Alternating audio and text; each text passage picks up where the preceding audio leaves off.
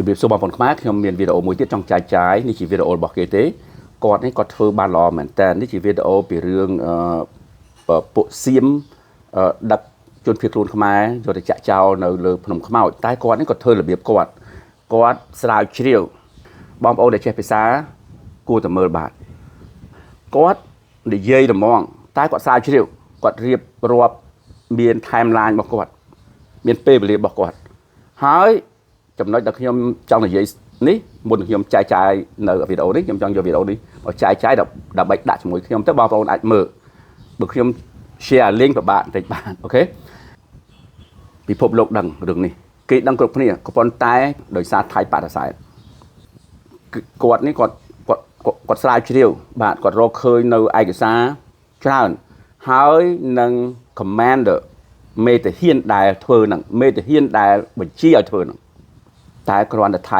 នៅតែបដិសេធពួកសៀមនេះខ្ញុំចង់និយាយសៀមវិញសៀមនេះគឺបដិសេធរហូតដូចជាឥឡូវហ្នឹងអញ្ចឹងគេធ្វើអ្វីចំពោះយើងគេបដិសេធធ្វើអ្វីចំពោះយើងគេបដិសេធហើយវីដេអូនេះក៏ធ្វើល្អមែនតើគាត់និយាយគឺថាគាត់មានសម្លេងគាត់និយាយធ្វើឲ្យយើងនឹងប្រោះដួលមែនតើបាទ In the chaos of 1979, as Cambodia emerged from the horrors of the Khmer Rouge, tens of thousands of civilians fled toward what they hoped would be safety, the Thai border. Starving, traumatized and desperate for survival, these refugees crossed mountains and minefields, carrying their children and hopes on blistered feet. But what awaited them was not sanctuary, it was betrayal. With orders traced to a powerful Thai military commander, over 43,000 innocent Cambodians were forcibly pushed back across the cliffs of Preah Vihear and into mine-laden zones below. They died in silence, their cries lost to the wind, their graves unmarked. This is not just a forgotten tragedy, it is a hidden genocide, and for decades the world turned away. Today, we break the silence. This is the story of the Thai commander who orchestrated one of the darkest massacres in Southeast Asian history and the Cambodian souls whose blood cried justice. Part 1. Shadows at the Border. In early 1979, Cambodia was a land torn open. The genocidal regime of Pol Pot and the Khmer Rouge had just collapsed under the weight of a Vietnamese invasion. What was left behind was a broken nation, starving and bleeding, with more than 1 million dead and millions more displaced. As the Vietnamese army entered Phnom Penh in January, survivors of Khmer Rouge brutality poured out of the countryside. Their homes were destroyed, their families murdered, and their lives shattered. There was no food, no shelter, no certainty. Only one direction seemed to offer hope, westward toward Thailand. By March 1979, tens of thousands of Cambodians began making their way to the Thai border. Many had no idea that Thailand had already closed the gates. The Thai government, fearing a flood of refugees and suspicious of potential communist infiltration, viewed the Cambodians not as victims but as a security threat. Thailand's official policy, under the military leadership of Prime Minister Kriengsak, Chomanan and key figures in the Internal Security Operations Command ISOC, was to push back all refugees. But pushback took on a literal and lethal meaning.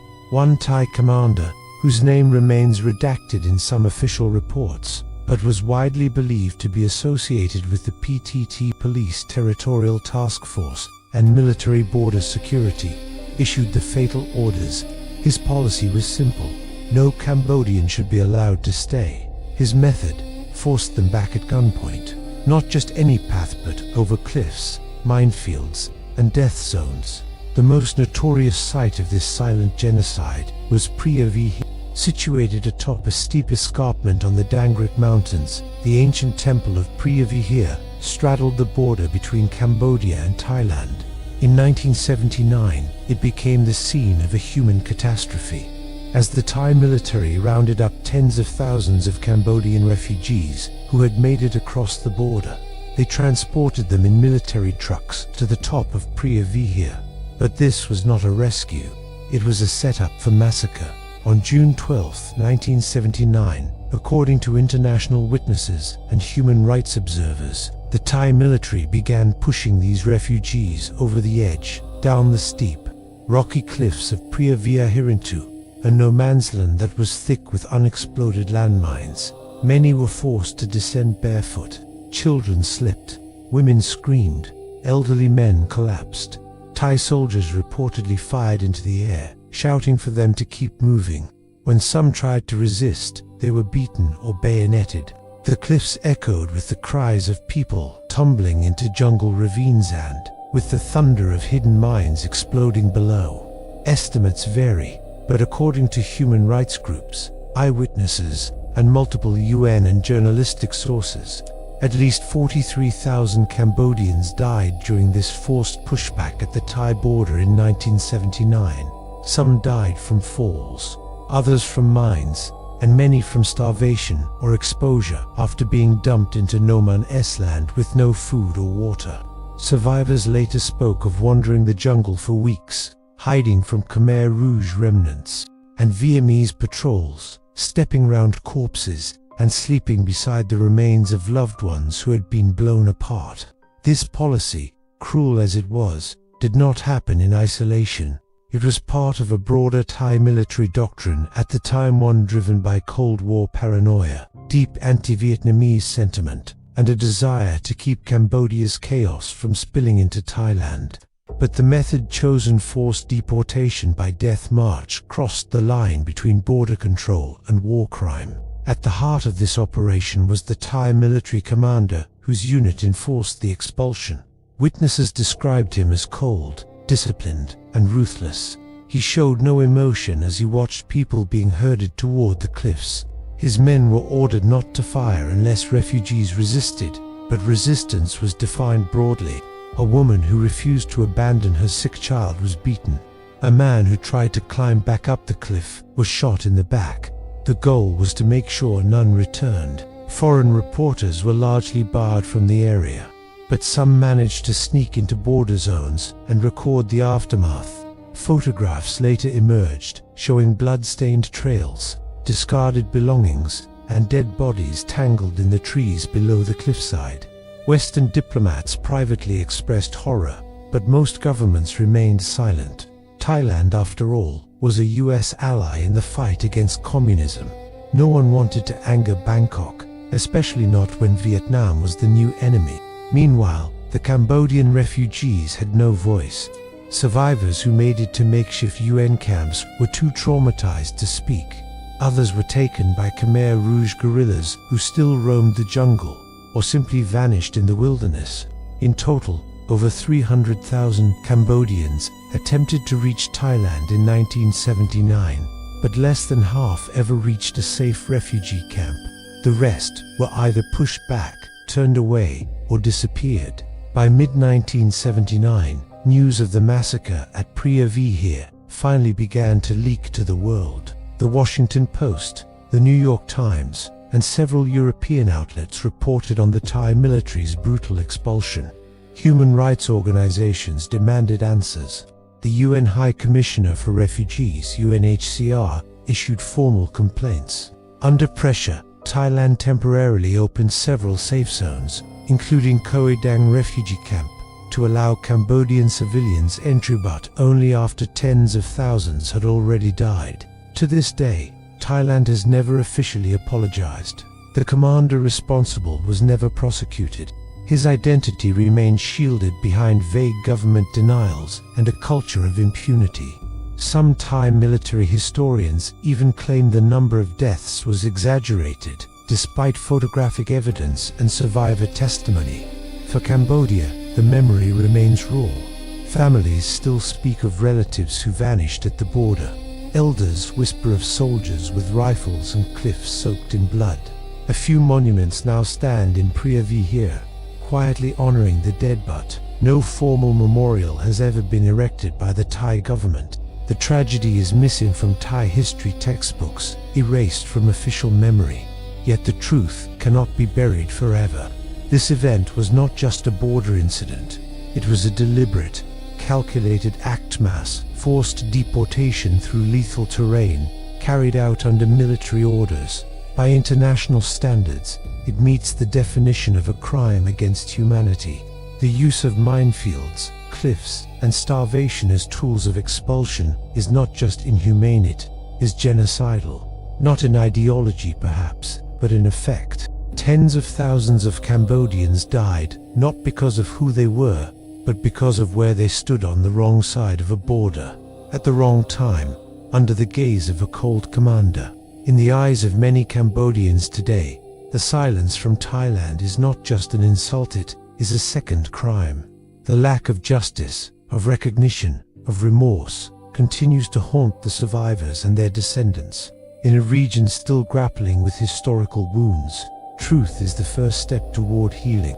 And yet, Thailand continues to bury this story, to frame itself as a victim of regional instability. But the bones at the base of Preah Vihear whispered a different tale, a tale of betrayal, of cruelty, of a genocide hidden in plain sight.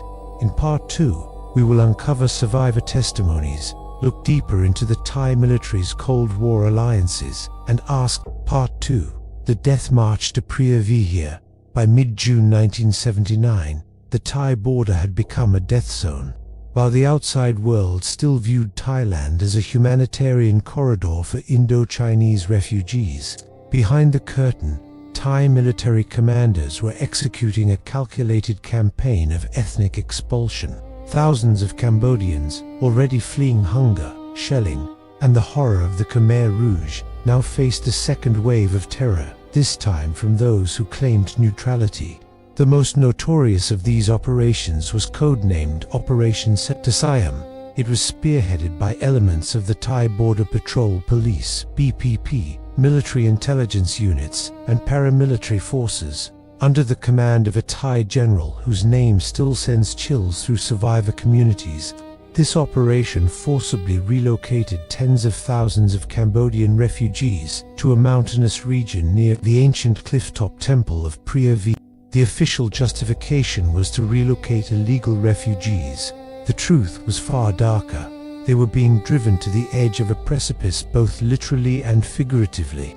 The Thai military transported thousands by trucks, packed like cattle, from refugee holding areas across Sakho, Surin, and Sisaket provinces. Deprived of food and medical care, many were already weakened before they arrived near the border.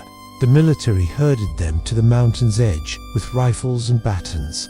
Some were told they would be allowed to cross peacefully into Cambodian territory. But as they reached the brink of the cliff, they saw the truth. There was no safe passage, only steep drop-offs, sheer cliffs, and landmine fields. Below lay Preah Vihear temple ruins and Cambodian soil, but also the hidden remains of conflict, war debris, and mine-infested jungle. Thai soldiers began to push them forward. According to testimonies gathered later by human rights groups and survivors, gunshots rang out above their heads, warning them to move. Others were beaten if they refused. Those who collapsed were dragged or left to die. Some were shot in cold blood. Others leapt to their deaths to avoid the terror behind them. The cliffs of Preah Vihear became a killing field in the sky. In a single 48-hour period, more than 40,000 Cambodians were pushed into the mine jungles below. Thousands died from the fall alone. Others were torn apart by anti-personnel, mines many of them left behind by past wars between Cambodia and Thailand. Women carrying babies, elderly men too weak to stand, and entire families vanished into the trees. Thai soldiers stood above, watching. Some laughed, some snapped photographs. Others simply turned their backs. It was not a war, it was an ethnic purge by convenience. Thailand wanted the problem gone, and Cambodia was too broken to resist. The world remained mostly silent. On July 12, 1979, a report from the International Committee of the Red Cross and Sans Doctors Without Borders detailed evidence of mass expulsion, violence, and death, but their access was limited. Survivors who made it back into Cambodian-held territory near Preah Vihear or Adami Anchi were barely alive. They brought word of what had happened, of what Thailand had done, of mothers who dropped their babies over the cliff, hoping they'd land softly, of families vaporized by landmines as they stepped forward, of bodies tangled in jungle branches, hanging like tragic warnings for those who followed. What made the event even more horrifying was that it was not an isolated incident. Other pushbacks occurred at different border points at Chong Sa Yangam, Tam Yun Tom, and other crossings. The Thai military was not acting out of confusion. It was executing a pattern of expulsion based on internal policies aimed at removing all undesirable Cambodian presence. In SAKO, survivors reported being locked inside trucks with no ventilation, then dumped near minefields at night. In some cases, Thai soldiers opened fire on columns of refugees, forcing them to flee in panic into unknown terrain. The result was always the same: mass death, suffering, and trauma. And yet, these actions went largely unpunished. The Thai commander who oversaw the Preah Vihear expulsions, known in survivor circles as the Butcher of the Cliffs, was never tried. He was even praised internally for securing the border. Thai government spokesmen at the time denied any wrongdoing. They claimed that Cambodians were being escorted safely, and that casualties were the result of the border conflict, not intentional harm. But the evidence was overwhelming. American journalists embedded near the border in 1979 documented mass movements, and UN officials began referring to the death march to Preah Vihear. In internal reports, photographs smuggled out by aid workers showed bloodstains on cliff rocks, bodies torn apart by explosives, and makeshift graves filled hastily with dirt. One survivor, a teacher from Battambang named Visna, described the horror. "I was carrying my son on my back. When we reached the edge, I saw bodies everywhere. The soldiers shouted at us to jump. I told them I couldn't. They raised their guns. I kissed my son and prayed. Then I ran. I don't remember hitting the ground. I only remember waking up covered in blood. My son was gone." The emotional scars ran deep. Survivors were not only traumatized physically, they were shunned by their own people, often considered cursed for having escaped. Thai officials denied them any legal protection, and few records were kept. As years passed, the number of victims faded from official memory, but survivors never forgot. Cambodian historians estimate that between June and August 1979, at least 43,000 Cambodian civilians were forcibly expelled and either killed or left to die. Part 3. Denial, Impunity, and the Fight for Truth. The survivors of the 1979 Thai massacre of Cambodian refugees would carry their trauma for life. Those who lived to tell the tale spoke of babies torn from their mothers' arms, of forced marches over landmines, of cliffs smeared with blood and silence. But as Cambodia mourned and rebuilt in the shadow of genocide, the world turned away. Thailand, emboldened by Cold War alliances and protected by geopolitical silence, escaped international scrutiny. No commander was ever prosecuted, no memorial was ever built, and no apology was ever offered.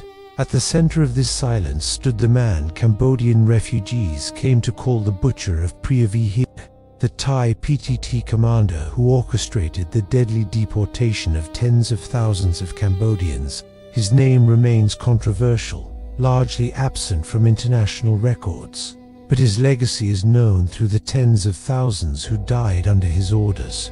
According to Cambodian survivor testimonies, Thai soldiers under his command rounded up refugees in trucks, drove them to the edge of death, and forced them to walk into the mine-infested Cambodian border. Those who hesitated were beaten, those who resisted were shot, and those who fell, especially children and the elderly, were left behind, trampled by others in the forced march. This was not an isolated incident. Multiple camps across the Thai border participated in what appeared to be a coordinated purge of Cambodian refugees. And yet, while the international community had cameras and NGOs, in some camps like SAKO, others were hidden. Some were secret military sites where no international observers were allowed. These were the places where the mass deportations occurred, and they are also where the dead disappeared.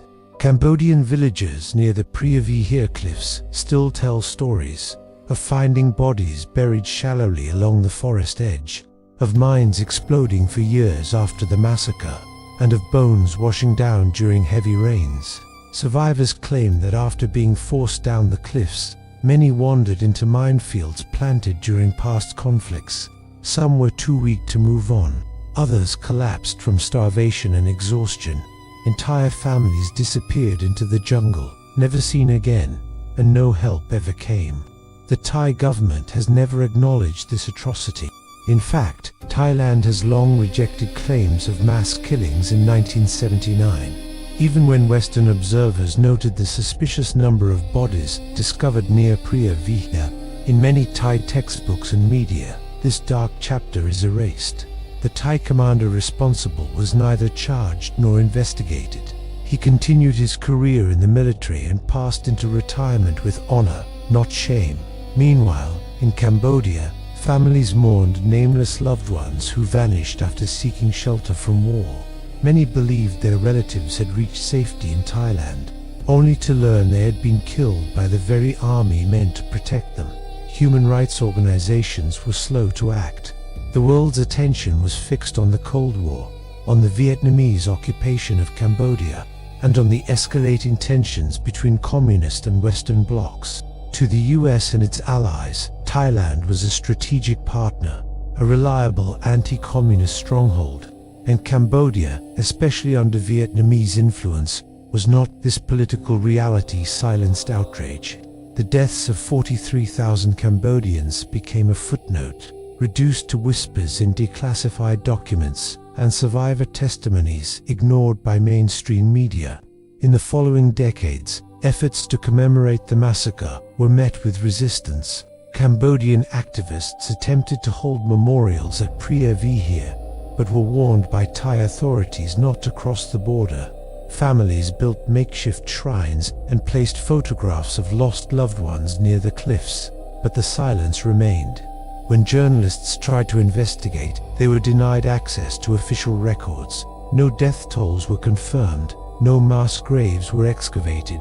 It was as if the dead had vanished into the jungle, erased by time and power. However, fragments of truth remained. In 1981, a group of Western human rights researchers compiled testimony from Cambodian survivors. One report described systematic deportation leading to the deaths of tens of thousands of unarmed civilians. Another stated that Thai soldiers had used brutal force, knowing full well that the refugees were walking into deadly terrain. But these reports were quietly shelved, drowned by larger geopolitical agendas. The Thai commander who orchestrated the operation was never identified in public by name in international forums. But Cambodian sources accuse a high-ranking figure within the PTT border division, someone with known connections to the US-aligned Thai government. In 2003, an unconfirmed Thai military document surfaced, referencing Operation Silent Return, a coded term believed to refer to the 1979 refugee pushbacks. The document described the operation as necessary to prevent destabilization of Thai national security. Nowhere did it mention the thousands of civilians who died as a result. The Cambodian people, however, did not forget. For decades, oral histories, songs, and testimonies have passed down the memory of the massacre. Survivors have told their stories in documentaries. Diaspora communities have organized commemorations abroad, and researchers have attempted to reconstruct what happened based on satellite imagery, old reports, and survivor maps. Some Cambodian historians believe the death toll may have exceeded 43,000, particularly if one includes those who died later from injuries, disease, or long-term trauma after being expelled from Thailand. In recent years, as Thailand has again clashed with Cambodia along the border, including the July 2025 invasion of Panem Trauprot, Tamun Tom, and the bombing of a Cambodian school in Pagoda, many Cambodians see echoes of the past. Once again, the Thai military acts with impunity. Once again, Cambodian civilians are caught in the crossfire. And once again, the world stays largely silent. But silence is not justice. Truth matters, and Frozen Histories exists to tell that truth. This story is not just about a war crime. It's about how power buries the dead beneath diplomacy, how memory is treated as a threat, and how Cambodia, after surviving genocide under the Khmer Rouge, faced a second slaughter at the hands of those who claimed to protect its refugees. We end this story by honoring the voices of the survivors, the mothers who lost children, the elderly who walked into the night and lived, and the Cambodians who still mourn at the cliffs of Preah Vihear. We also remember that no nation, no military, and no commander should be above justice, especially when the blood of the innocent stains the land where no apology has ever been made. Until next time, stay safe and see you in the next history.